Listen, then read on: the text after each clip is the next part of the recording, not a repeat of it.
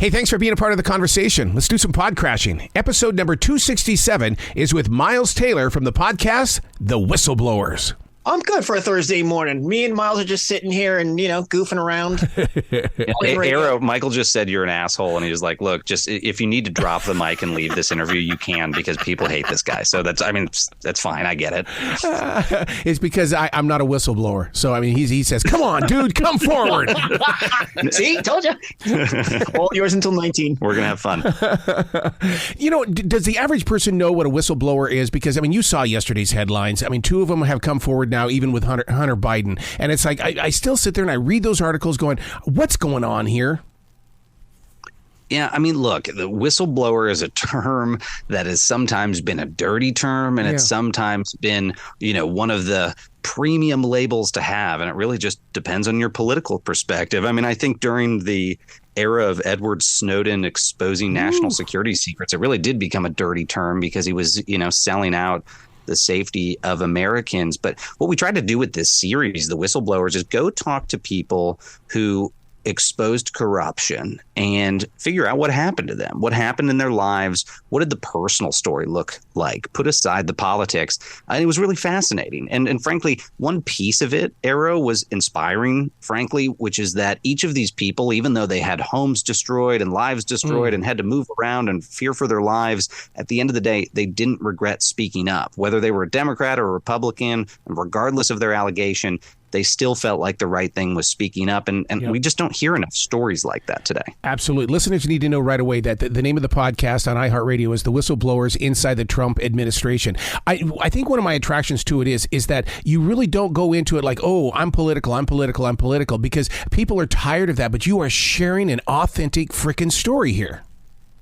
Yeah, I'm really tired of it. Arrow, I'm very happy to be on with you.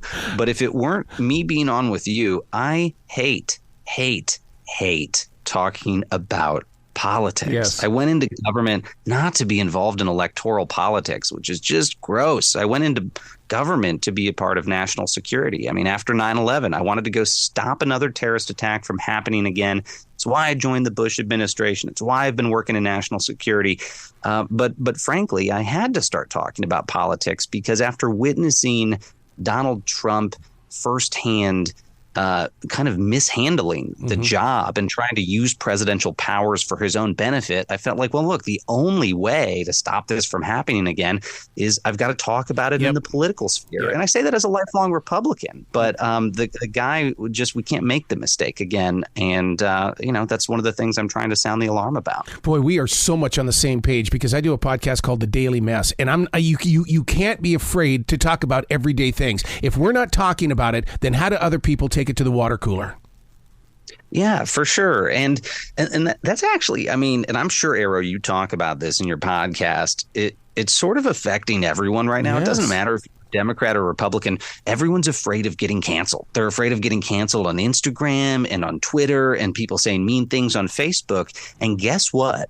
The data shows it. There are polls that show that your average American today is far more likely than they've ever been to misrepresent their true opinions in public and then share their real views in private. But guess who's not afraid to share their real views in public? The surveys show the far extremes. On the far right and the far left, those people say what they're thinking. That self-censorship, I think, is the biggest threat to democracy. The fact that the majority of us in the middle have been intimidated by the extremes and cowed into silence is really what's put us at risk. Dude, we're being bombarded with so many new things and new ideas, and most of us have no freaking clue. We can barely run our smartphones. How do we know what woke is versus critical race theory? We don't know.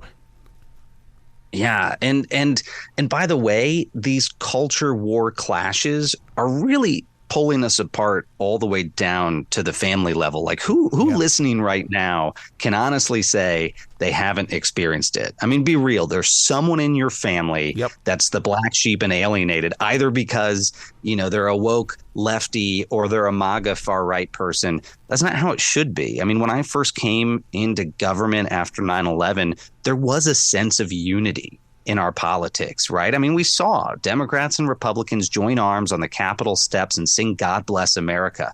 Boy, does it feel like we're really, really far from that right now. I mean, now people are running for public office to become famous. They think it's a quick way to get attention and instead of governing. And in fact, I hear about these members of Congress who I used to work with who don't even have experts on their staff anymore. They just hire comms people. Why? Because they want one person running their TikTok, one person running their Instagram, because it's about fame. That is not what government's supposed to be about. And I was joking with someone today, Arrow, that there's that old saying that Washington, D.C. is Hollywood for ugly people.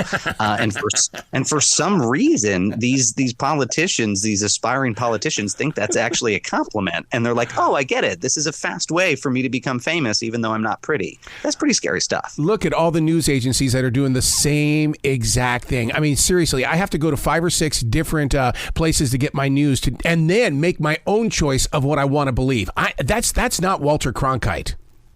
That's not Walter Cronkite, and we're a long ways away from where we had those paragons of integrity delivering us unfiltered, unvarnished news without a political bent. And, I really want to see us go back to that period. And again, I say all these things as a conservative, but on that note, I mean, one of the things I was very frustrated by in the Trump years is that Donald Trump, who I was working for, so viciously attacked the overall concept of freedom of speech and freedom of the press because he didn't want bad things written about him. I think we can claw our way back from it, but the operative word is claw our way back because we've gotten so far deep into this hole. It's going to take a while to repair that damage. And the last thing we should do is put someone like that back in office. And that's why I say to my fellow Republicans, time for us to move on. Let's go pick someone who's a real conservative next time. My father fought in World War II, and he always used to tell me, do not ever fly by the seat of your pants. And I swear to God, that's where we are right now. And we've got to put some prep into what we do and think about what we're about ready to say.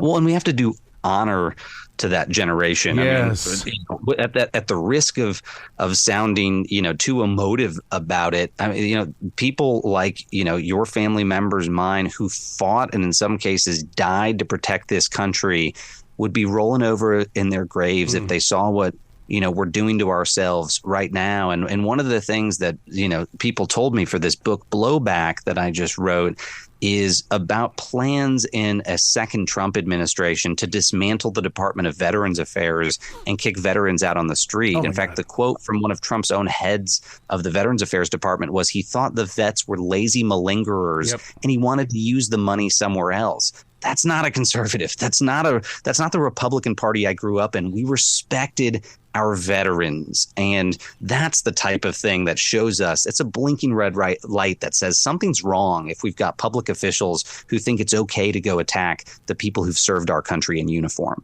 I got to ask you, I'm blessed with the opportunity to talk to a lot of U.S. soldiers, men and women who write books, and they've got to get their stuff, okayed by the government before it's printed. How are you getting this podcast beyond the government censors?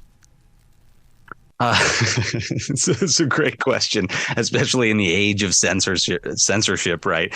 Well, the Whistleblowers podcast, thankfully, and I'm sure your listeners will feel the same way. Thankfully, it's mostly not about Miles Taylor. Right, you don't have to hear too much of me.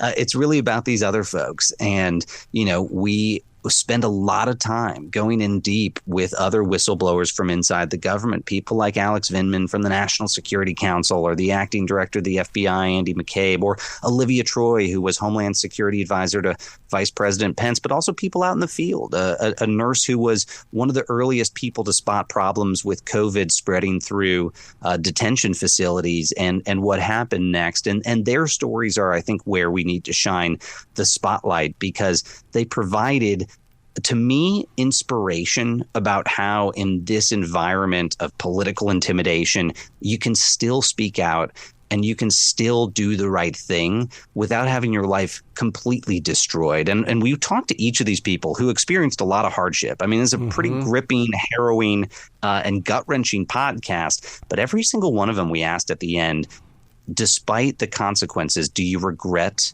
blowing the whistle? Yeah. And not a single one said they regretted it. And man, in an age where, again, people are just constantly attacked for trying to do the right thing, that was great to hear.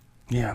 You know, one of the things that, and this is how effective your podcast is, the Whistleblowers Inside the Trump Administration, this is how effective it is that it inspires me to have a voice. Because I twice last week, the upper level of management said, stop it. People don't need to hear what's going on here. And I'm going, oh, yes, they do. Oh, yes, they do. And because and that's what I love about this podcast is that you're giving me the opportunity to believe that I have a voice. Well, and folks Arrow, you and I are at grave risk right now of sounding like elementary school teachers trying to buck up the class. But we mean it. I mean, as like people have gotten way too far away from being sincere and just being themselves. And we see it all the time. And, I wouldn't be the first one to rag on social media, but everyone feels like they have to do a performance right now and portray themselves as something they are not. And it is effing exhausting to do that, right? Yeah. I mean, who listening right now doesn't feel like that's really exhausting? And those of us who quit certain social media platforms do it because we're just too tired. We're tired of having to try to pretend. And it's really, really refreshing to have a conversation where you can just be yourself. And also this applies to our politics. And it's one of the reasons why I was really just grateful that they approached me to do this iHeart podcast is because there's some catharsis in being able to talk to someone of a different political opinion and find common ground. That would have sounded really silly for me to say 20 years ago, but now it's like a novelty to have a conversation. If you're a woke person on the left, to sit down with a MAGA person or vice versa, it doesn't happen anymore. But when it does and you humanize that person, really, really changes your perspective. And we need to do a lot more of that. Oh, it so reminds me of the way that the world of religion is, too. It's like Southern Baptist versus Catholic versus Jewish. I mean, everybody has their own story and they're sticking to it.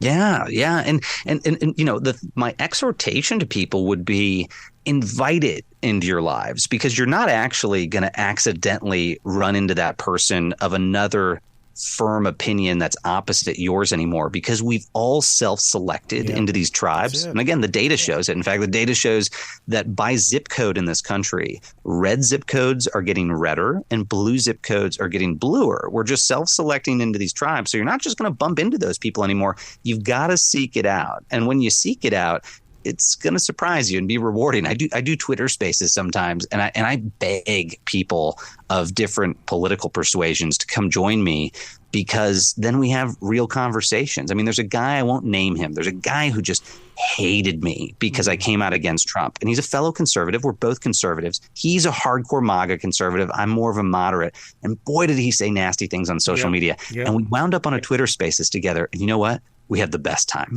We had an absolute riot. Do we still disagree with each other? We do. But conversations like that need to happen more. So let me ask you a question, because I mean, I get in more trouble because of the things that I write. How are you able to create a conversation with somebody without hearing his inflection, his emotions? I mean, how did you read into his thoughts?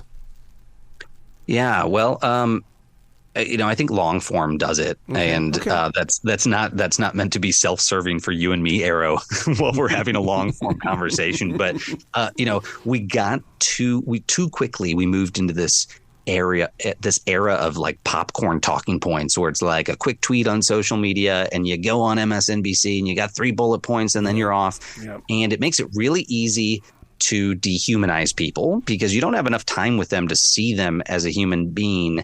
And it also forces them to say things to get attention that they normally wouldn't say. So it just makes people sound more extreme. This format and the resurgence of radio and podcasting, I think, allows us to spend time with people and to humanize them again. And I'll give you a quick example. I used to not be a fan of Pete Buttigieg. I'm not a Democrat. Yeah.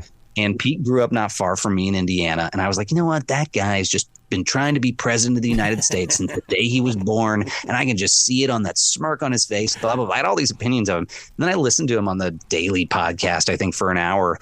And I left that podcast and I turned to my now wife, Hannah, and I was like, oh, man, I really like that guy. I'd love to have a beer with him. but only long form can do that. So, we have to actually spend a little more time with each other. Again, we're at the risk of sounding like elementary school teachers, but those kindergarten lessons are the real life lessons that we're coming back now in this age of social media vitriol and realizing are the important things we need to remember. You talk about the podcast, and it's like you're sitting here looking at my notes, because one of the things that I wanted to talk to you about is that podcasting is not controlled by the government, not yet. Therefore, this is our voice, and I look forward to the 2024 elections because people are going to start spreading their voice and their concerns as well as the other side of it through podcasts. Well, Arrow, you forget that I come from the national security community. So I am sitting here right now reviewing your notes. It's Good. The camera up above you in the smoke alarm that you can't see. I think there is a real fear and a legitimate fear about government censorship. And, you get attacked in this day and age if you're what's called a both sideser, if you criticize both sides. But I'm going to criticize both sides. I'm going to criticize my side, the conservative side, and say, people in our party like Donald Trump have been saying some pretty spooky things about using government power to censor the political opposition. But also on the far left, we've had folks who talk about wanting to take over the regulatory institutions of government to silence certain types of outlets and the dissemination of certain types of information. That's the kind of stuff that scares people. That's the kind of stuff that gets people to want to go around the system. And we've got to nip that in the bud. And what worries me as a national security person is I see in the data that Americans' attitudes towards political violence are more favorable than they've ever been. In other words, more Americans today, 25% of Americans have a positive view of violence towards the government, which is the highest watermark we've ever seen it. Why do they feel that way? Because they think the system's not responding to them. So we've got to lower the temperature before some sort of spark turns that powder keg into an explosion. I've got a question for you, the Department of Homeland Security. This goes all the way back to 2001 for the Patriots Act. We had to take our IDs and to this place so we could all be with the Patriots Act. Why did I have to bring a birth certificate to prove that I have no middle name? Because I'll never forget looking at the woman going, I don't understand. She says, this is the Patriots Act. I've held on to this for this long, and to this day I still don't understand why I had to prove that I had no middle name. Well, Arrow, I think you've got a great example of why government can be really sluggish and really stupid. And sometimes those experiences can go from sluggish and stupid to actually just offensive because you're just offending who you are. And look, I try to be an optimist. I'm a big fan of the Killers, and I self-style as Mr. Brightside. And my optimistic view on this is I do think some leaps that we're seeing in technology will allow us to make government faster, more efficient, and hopefully less invasive in our lives. In fact, I can't really think of many people I know who say, man, I want more government in my life. We don't really want more government. And hopefully these tech developments can make government less bloated, more efficient, and less divisive. So I'm not just going to cross my fingers on that. I spend a lot of time trying to promote policies like that in Washington. So hopefully we get there. Oh, I'm so proud of you for doing this. The whistleblowers inside the Trump administration, because I know this is just the first step of a brand new beginning. You're going to grow into other areas, and we're going to talk about other whistleblowers in other businesses. I just think this is where the conversation begins. Well, Arrow, I appreciate you. You're a patriot, and I love the Carolinas, so I'll see you next time I'm down there. Absolutely. You be brilliant today, okay, sir? All right. Thanks, my friend.